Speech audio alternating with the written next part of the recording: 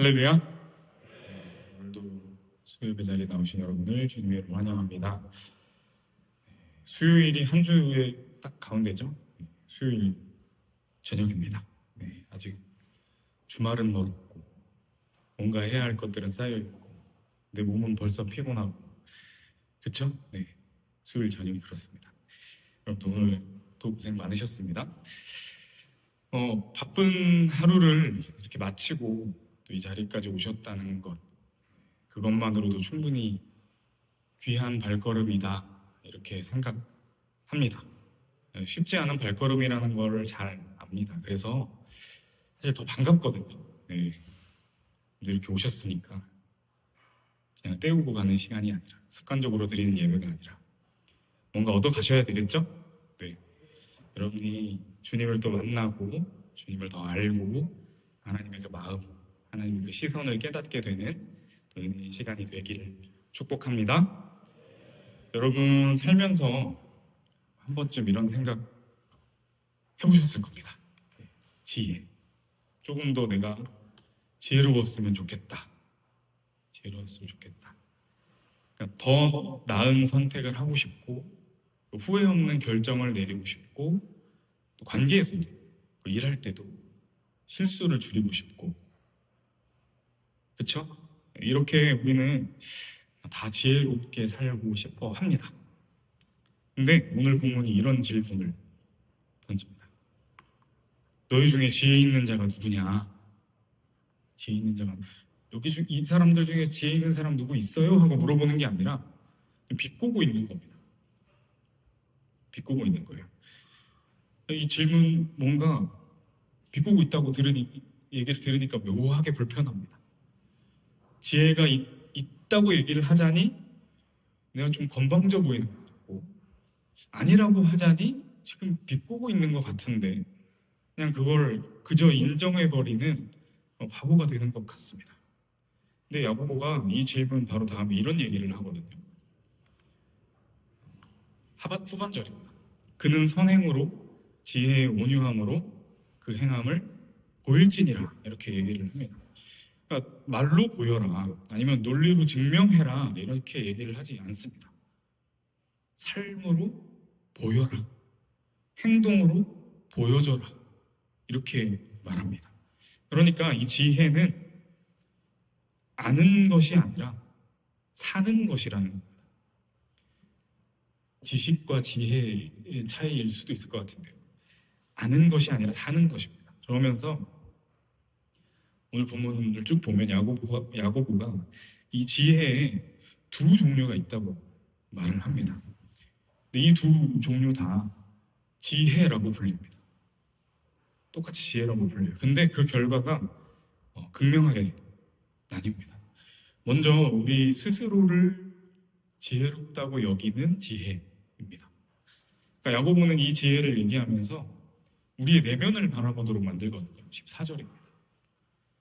그러나 너희 마음속에, 내면을 바라보게 만들죠. 마음속에 독한 시기와 다툼이 있으면 자랑하지 말라. 진리를 거슬러 거짓말하지 말라. 이렇게 얘기를 합니다. 그러니까 독한 시기, 다툼, 이게 뭔지 우리는 알죠? 굳이 설명을 안 해도 살면서 한 번쯤 이런 감정을 경험했을 겁니다.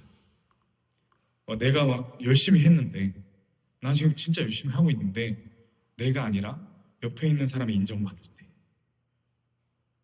아니면 이거 지금 내가 다 했는데 다른 사람이 그 공을 가져갈 때, 그런 순간들, 그 순간에 내 마음속에서 뭔가 올라옵니다. 억울하기도 하고 허탈하기도 하고, 그렇다고 이거 내가 한 거라고 막 얘기하기에는 티를 내자니 좀 쪼잔해 보일 것 같고, 그래서 그냥 웃고 넘기기는 하는데 속에서는 뭔가 부글부글합니다. 뭔지 아시죠? 다들 아시잖아요, 그렇죠? 그런 경험도 있을 겁니다. 근데 이거는 우리가 뭔가 대단히 우리가 나쁜 사람이어서 그러는 게 아닙니다. 누구나 그런 경험들을 하잖아요. 우리가 너무 나쁜 사람이어서 그런 게 아닙니다. 우리 뿌리에서 자연스럽게 올라오는 겁니다. 자연스럽게 15절 말씀입니다.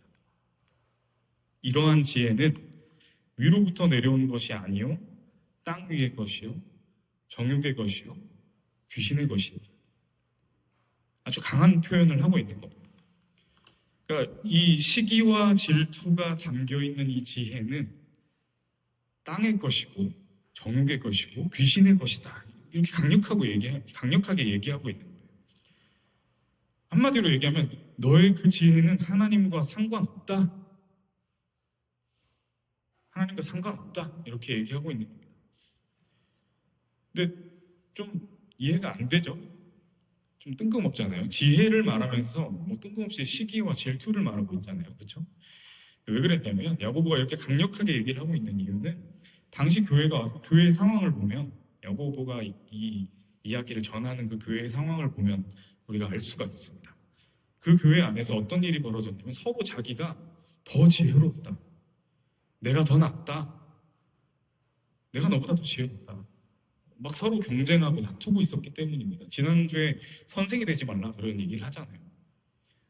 교회에서 그러고 있었습니다. 그래서 겉으로는 이 지혜라는 것을 내세워서 굉장히 좋아 보이잖아요. 내세우고 있는데 그 안에는 시기와 질투와 다툼이 있었던 겁니다. 그러니까 설령 지금 그 지혜를 말하고 있는 사람이 아주 능력이 출중하고 뭔가를 해결하고 조치하고 뭐 이 공동체를 이끌어 갈 수 있는 어떤 아이디어, 뭐 능력 이런 것들이 있다고 하더라도 그 아이디어와 그 능력이 시기 질투에서 나온 것이라고 하면 이건 결국에는 혼란을 야기시킬 수밖에 없다는 겁니다. 16절 말씀이 그 얘기를 하고 있는 겁니다. 시기와 다툼이 있는 곳에는 혼란과 모든 악한 일이 있습니다. 그러니까 겉으로는 화려해 보이고 그럴듯해 보여도 그 뿌리가 시기, 질투, 다툼 이런 땅의 것이라고 한다면 당연히 그 열매는 뿌린 대로 거두는 거겠죠. 시기, 질투, 다툼, 혼란일 수밖에 없는 겁니다. 그런 열매를 맺게 될 겁니다. 겉으로는 화려해 보여도. 근데 그러나 우리에게는 또 다른 지혜가 있습니다. 17절 말씀입니다. 잘 안 보일 것 같은데 제가 읽어드릴게요. 오직 위로부터 난 지혜는 첫째 성결하고 다음에 화평하고 관용하고 양순하며 긍휼과 선한 열매가 가득하고 편견과 거짓이 없나니. 그러니까 위로부터 난 지혜. 위로부터. 그러니까, 헬러어가 사용이 됐습니다. 아노덴이라는 단어가 사용이 됐는데 그런데 이 위로부터라는 말이 여기 말고 성경의 다른 곳에도 기록이 되어 있거든요. 어디서 나올까요? 궁금하시죠? 네. 바로 요한복음 3장에서 나옵니다. 그 어떤 장면이냐면 니고데모라는 사람이 등장합니다. 니고데모라는 사람이 등장하는데 이 사람은 바리새인이었고 유대인의 지도자였고 율법을 누구보다도 깊이 잘 아는 사람이었습니다. 종교 지도자니까요. 근데 그 사람이 밤늦게 예수님을 찾아옵니다. 밤늦게 아무도 깨어있지 않은 그 오밤중에. 그러니까 바리새인들의 눈에 가시였던 예수님을 찾아가는 거니까 낮에 찾아가면 눈에 띄잖아요. 그래서 밤에 몰래 찾아간 겁니다. 근데 예수님께서 이 몰래 찾아온 니고데모에게 어떤 말씀을 하시냐면 이런 말씀을 하십니다. 사람이 거듭나지 않으면 하나님의 나라를 볼 수 없다. 이 얘기에 니고데모가 당황합니다. 아니 사람이 이미 늙었는데 어떻게 다시 태어날 수 있습니까? 그러니까 예수님이 하신 말씀을 말 그대로 받아들인 겁니다.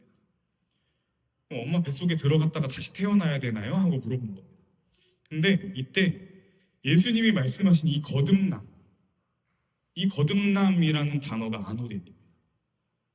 위로부터 난다. 위로부터 난다. 그러니까 이 평생 지혜롭다는 소리를 들어온 사람에게 네가 알고 있는 것으로는 안 된다. 위로부터 새로 태어나야 한다. 위로부터 새로 태어나야 한다. 이렇게 말씀하십니다. 그러니까 야고보가 말하는 위로부터 난 지혜, 그리고 예수님이 지금 말씀하시는 위로부터 난 사람, 같은 단어입니다. 같은 말을 하고 있다는 거예요. 그러니까 위로부터 난 지혜는 거듭난 사람의 지혜입니다. 그러니까 내가 만들어내는 게 아니라는 거예요. 하나님께로부터 공급받는다는 겁니다. 근데 우리는 이 지혜에 대해서 착각을 하죠. 뭐 조용히 있는 사람, 아니면 갈등 상황에서 말을 아끼는 사람, 아니면 참 선한 모습으로 부드럽게 선한 표정으로 웃고 있는 사람. 우리는 그런 사람을 보고 성숙하다고 생각을 하고 때로는 지혜롭다고 생각을 합니다. 근데 가만 들여다보면 그게 아닐 수도 있습니다. 겉으로는 그래 보여도 속으로는 계산하고 있을 수 있고요. 손해인지 이득인지 따지고 있을 수도 있고요. 내 이미지가 깎이지 않으려고 이미지 관리 차원에서 나서지 않는 걸 수도 있습니다. 겉은 웃고 있는데 안은 부글부글부글거리고 있는 거예요. 겉으로는 멀쩡해 보여도 그거는 여전히 내 안에서 올라오는 이 땅의 지혜입니다. 그러니까 위로부터 오는 지혜는 이 차원이 다릅니다. 뭐 누군가에게 막 공개적으로 무시를 당하거나 막 틀린 말을 막 듣고 오해를 사고 억울한 상황이고 그런 상황에서 충분히 맞받아칠 수 있는데도 불구하고 그러지 않기도 하고요. 그런데 뭐 그 사람은 그걸 참기 위해서 야 이거 어떻게든 참아봐야지 뭐 이를 악물고 참는 것도 아니고 얼굴을 보면 참 평안해 보입니다. 굳어있지도 않고 괜찮아 보여요. 근데 이게 억누르는 게 아닙니다. 참는 게 아니에요. 뭔가 다른 데서 오는 평온함입니다. 그렇기 때문에 내가 손해를 봐도 무너지지 않고 내가 뭔가를 잃어버려도 흔들리지 않습니다. 어떻게 그게 가능할까? 어떻게 그게 가능할까? 멘탈이 좋아서? 아닙니다. 내가 강해서가 아니라는 거예요. 내가 대단해서가 아니라는 거예요. 그럼 그 사람 안에 뭔가 다른 게 있는 거겠죠? 내 안에서 나오는 게 아니라 다른 곳에 뿌리를 두고 있다는 겁니다. 위로부터 받은 지혜. 그 뿌리가 그 사람을 붙들고 있는 겁니다. 지금 당장은 참 답답해 보이고 적당히 자기 관리하고 이미지 관리하고 이렇게 계산적으로 하는 사람이 더 잘 나가는 것 같아 보여도 이 시간이 지나면 그 차이가 드러나기 시작을 합니다. 땅의 지혜로 침묵하고 뭐 있던 사람은 어느 순간 터져 나옵니다. 쌓여 있던 게 내 본 모습이 아니잖아요. 내 생각, 내 계산과 달라지면 돌변하기도 합니다. 근데 이 위로부터 오는 지혜, 또 하나님의 공급하심으로 사는 사람은 시간이 지날수록 주변에 사람이 모이고 정확하게 뭐라고 설명하기는 어렵지만 그 사람 곁에 있으면 참 편합니다. 그 사람이 있는 그 자리에 평화가 있습니다. 그러니까 그 뿌리에서 나오는 이 지혜는 사람을 살립니다. 관계를 세웁니다. 그리고 그것은 반드시 열매로 드러나게 됩니다. 18절 말씀은 그걸 얘기를 합니다. 화평하게 하는 자들은 화평으로 심어 의의 열매를 얻는다. 씨를 심는 거죠. 화평을 심고 화평을 낳는다. 그러니까 씨앗은 심으면 그 순간에는 사실 차이가 보이지 않잖아요. 땅 아래에서 일어나는 일이니까. 땅 속에서 어떤 씨앗이 움트고 있는지 그 아래에 있을 때는 우리가 알 수가 없습니다. 물론 뿌린 사람은 알겠죠. 하나님은 아실 겁니다. 근데 시간이 지나면 이게 반드시 드러납니다. 반드시 드러납니다. 말 한마디에서, 반응 하나에서, 선택 하나에서 그 사람의 뿌리가 무엇인지, 이 사람이 뿌리를 어디에 두고 있는지, 그 삶이 뭘 향하고 있는지 그 열매들이 드러나기 시작한다는 겁니다. 어떤 열매를 맺을까요? 어떤 열매를 맺을 것 같아요? 17절 말씀. 오직 위로부터 난 지혜는 첫째 성결하고 그다음 화평, 관용, 양순, 긍휼, 편견 없음, 거짓 없음. 예수님이 이렇게 사셨습니다. 근데 이 목록을 자세히 한번 보세요. 뭘 얘기하고 있죠? 뭔가 우리가 대단한 성과를 내는 걸 말합니까? 아니면 뭔가 우리가 운영하고 만들어내고 어떤 좋은 프로그램을 진행하는 걸 말합니까? 아니죠. 성품을 말하는 겁니다. 어떤 사람이 되느냐를 말하는 겁니다. 사랑하는 여러분, 한번 생각해 보세요. 여러분의 뿌리는 어디에 있습니까? 여전히 내 마음대로, 내 뜻대로, 내 안에서 올라오는 그 땅의 뿌리입니까? 아니면 그 근원이 주님이신 하늘에서 내려온 그 지혜, 주님께 뿌리를 두고 있어요. 뿌리가 바뀌어야 됩니다. 뿌리가. 계속해서 말씀드렸듯이 여러분은 하나님의 작품입니다. 그래서 작품으로서 하늘의 공급을 받는 자들이 되어야 됩니다. 그러면 우리는 분명히 달라집니다. 달라진다는 거예요. 뭔가를 우리가 잘 해내는 게 중요한 게 아닙니다. 제가 우리 찬양팀한테 이런 얘기, 우리 형제들한테 이런 얘기 간혹 하거든요. 못해도 괜찮다. 나도 찬양한다. 앞에서 나도 찬양한다. 못해도 괜찮다. 어설픈 거 저는 좋아합니다. 잘 해내는 게 중요하지 않기 때문에 진심으로 예배하고 하나님 높여드리고 하나님과 함께하는 게 더 중요하다고 저는 생각을 합니다. 잘 해내는 게 중요한 게 아니에요. 우리의 성품이, 우리의 존재가 달라지는 게 중요합니다.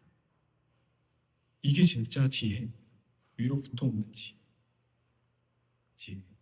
우리가 뭔가를 잘 하는 게 중요한 것이 아니라 내가 주님 앞에서 주님을 닮아가고 주님을 향해 나아가면서 나아져가는 그 나아가는 존재. 바라기는 여러분이 이 주님을 만나고 정말 이 십자가에서 죽으시기까지 사랑하신 그 사망을 이기고 부활하기까지 사망을 그 이기신, 우리를 위해서 사망을 이기신 그 사랑을 깨닫고 우리의 뿌리를 이렇게 하나님께 두고 날로 자라가는 주님의 그 빚어가심을 경험해 나가는 저 여러분이 되시기를 주님의 이름으로 간절히 축원합니다. 이 시간 이 말씀을 붙들고 우리 함께 기도하겠습니다. 눈을 감아 보실까요? 지금 이 순간 하나님 앞에 조용히 서보겠습니다. 오늘 말씀이 지금 나에게 뭘 얘기하고 있는지, 내 마음속에서 올라온 그 이야기들,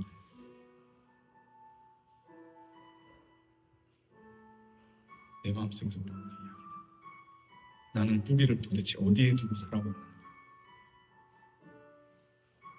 있는 그대로 하나님 앞에 솔직하게 내어놓는 시간을 갖겠습니다. 함께 기도하시면 솔직하게 주님 앞으로 나아가도록 하겠습니다. 기도합니다. 하나님, 우리가 말씀 앞에 섰습니다. 그리고 우리의 안을 지금 들여다보면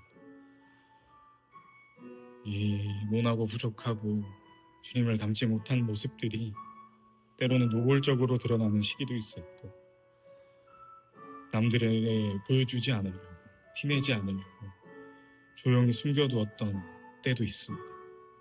때로는 착한 척, 괜찮은 척 그 안에 감춰둔 것들이 있었습니다. 그 모든 것을 주님 앞에 내려놓습니다.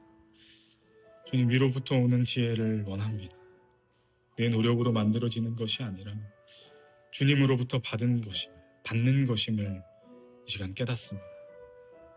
예수 그리스도 안에서 우리의 뿌리가 바뀌기를 소망합니다. 오늘 이 자리에서 그 뿌리를 붙듭니다.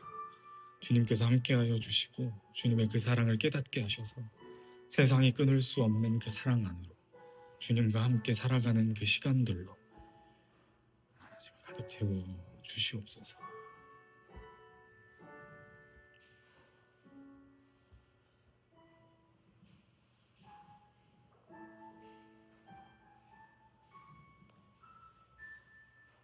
사랑해 주님, 감사합니다. 오늘 이 자리에서 말씀 앞에 서게 하시니 감사합니다. 우리 모두는 지혜롭게 살고 싶습니다.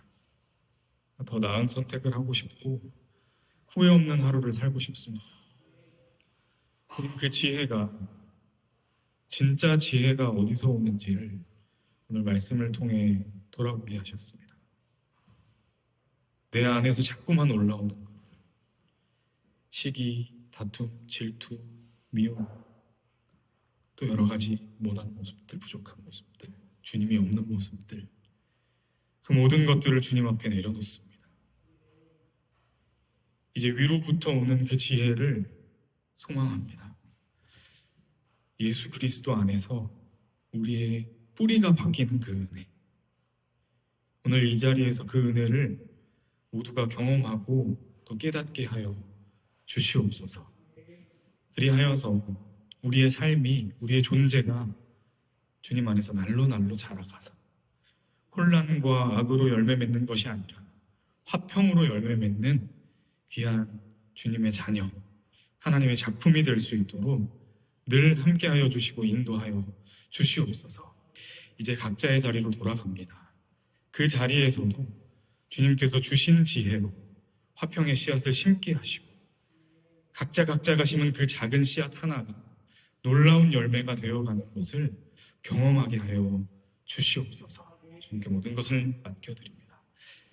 이제는 우리 주 예수 그리스도의 은혜와 하나님 아버지의 한없는 사랑하심과 성령의 내주, 교통, 인도, 위로하시는 역사가 위로부터 오는 지혜로 이 땅을 사셨고 그리고 십자가에서 그 지혜를 완성하신 주님의 그 은혜를 붙들고 내 안에도 자꾸만 올라오는 그 뿌리를 내려놓고 하늘의 뿌리로 새롭게 빚어지기로 결단하는 이 자리의 모든 주의 자녀들과 각자의 자리로 돌아가는 그 발걸음 위에 하나님의 작품으로 오늘을 살아가는 한 사람 한 사람의 머리 위에 이제로부터 영원까지 함께 하시기를 주님의 이름으로 간절히 축원하옵나이다.